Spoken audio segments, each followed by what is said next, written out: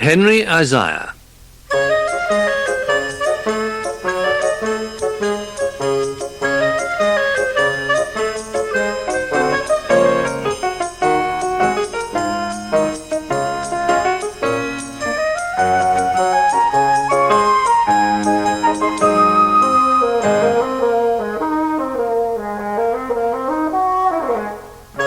Henry Isaiah was a bear. He was called Henry Isaiah because one eye was higher than the other one.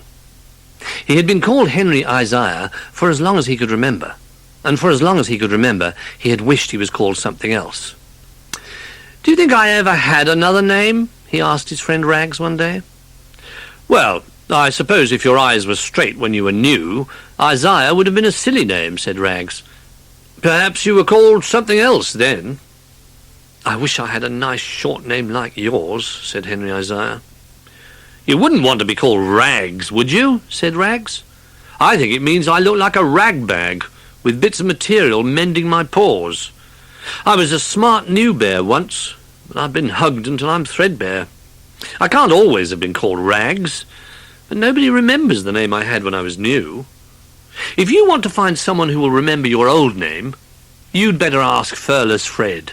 He's even older than me, and he remembers us all when we were new." Henry Isaiah found Furless Fred sitting in the garden amongst the flowers. "Furless," said Henry Isaiah, "was I always called Henry Isaiah?" "I think so," said Furless. "Your eyes were like that when you were new, one up and one down." "But it's such a silly name," said Henry Isaiah. "Huh! Not as silly as Furless Fred," said Furless Fred. "I was just called Fred once, but I've been left in the garden so many times now, all my fur is worn off, and everyone calls me Furless." "Well, if I never had a better name," said Henry Isaiah, "then I'll invent one. I shall call myself something smart and distinguished. I'll call myself James." "Well, that's all right," said Furless Fred. "You can call yourself anything you like, as long as everyone knows your new name." "How can I tell everyone my new name?" asked Henry Isaiah, who was now called James. "Well, we could have a new name party for you, and tell all the other toys at the party." "That is a very good idea," said Rags. "I shall send out the invitations at once. If I find Dog, he'll be postman, and take the invitations to everyone." James Bear, who used to be Henry Isaiah, went back happily to wait for his party invitation.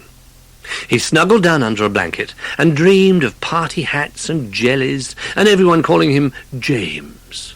It would be the best party ever. Rags and Furless Fred carefully wrote out the invitations to everyone.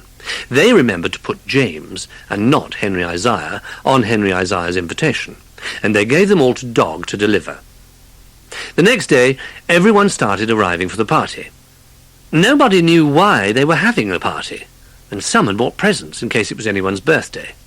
"It's a surprise party," said Rags. "Somebody wants to tell you something, and he's going to tell you at the party." "Ooh," said the toys, "it sounds exciting." Rabbit started to organise some games, and soon everyone was having a lovely time. Rags and Furless Fred waited for James, who had been Henry Isaiah, to arrive, but he didn't. Soon everyone was hungry. "Well, you'd better start on the food," said Rags, peering out of the door to try and catch sight of the missing guest. Where could he be? They'd sent him an invitation with the time and the place of the party. When everyone had finished their party food and begun to go home, Rags called Dog over. "Dog," he said, "you did deliver all the invitations, didn't you?" "Oh, of course I did," said Dog.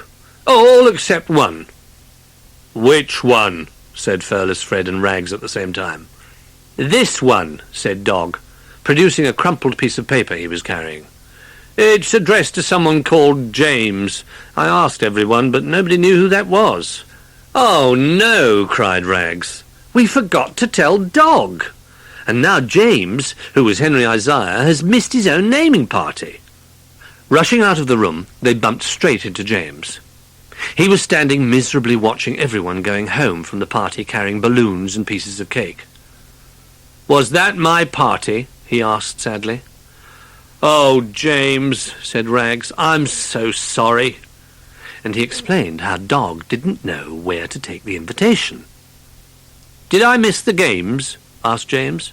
"I'm afraid so," said Rags. "And the food?" asked James.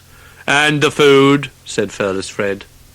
"All because I changed my name?" asked the very miserable bear. "I'm afraid so," said the others. "Perhaps changing one's name is a bit risky," said James, who was Henry Isaiah. "I wouldn't want to miss any more parties. Do you think perhaps I ought to change my name back to Henry Isaiah?" "Perhaps that would be best," said Rags. "It's a very nice name, you know, a very memorable name." "Yes, perhaps it isn't so bad," said Henry Isaiah, who had briefly been James. "Did you save me a balloon?"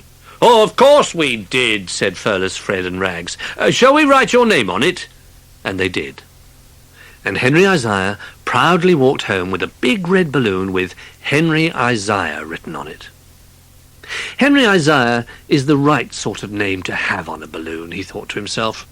It's nice and long, and goes all the way round to the other side. It's twice as long as James.